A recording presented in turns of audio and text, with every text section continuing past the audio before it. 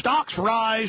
Dow nears all-time high. Blue-chip stocks rose, and the Dow Jones Industrial Average neared its record high. Closed Wednesday as investors shrugged off a lackluster durable goods report and appeared satisfied with the increase in new home sales, despite the fact that they dropped.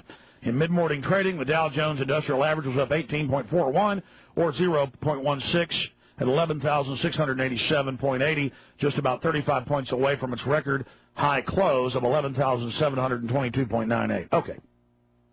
Let me just end all of this disinformation now. This isn't hard to verify. You can do it.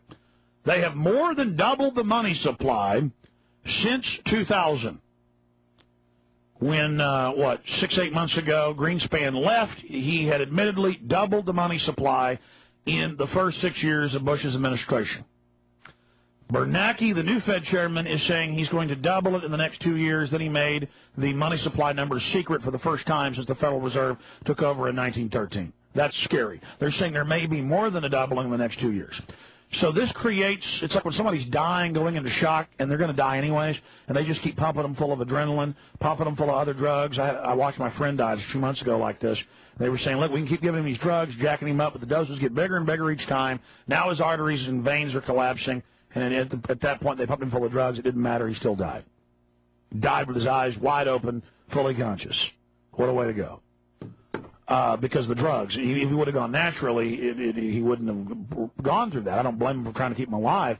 The point is they had him all jacked up. His eyes were wide open. He was wide awake as he went under. And I've already digressed now off into the analogy of death. The point is they're printing this money.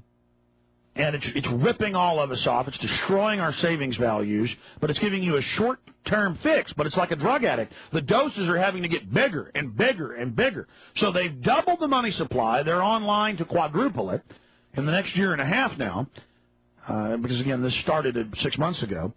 And so the stock market is really conservatively at about 6,000. Now, that's only one way they manipulate it. Okay, so it's more dollars being invested at least somewhere where there's some value. People take these near-worthless Federal Reserve notes, and they then invest them in the stock market. And even though a company can go belly up like Enron or can be devalued mightily, still there's some perception of value. It's why what's been keeping the real estate bubble going. Sure, it's way overvalued, but at least there's some real value there. It's not completely fiat. It's real property or real estate. The bigger scam is that the Dow Jones Industrial 30, they take the losers out and put winners in every month.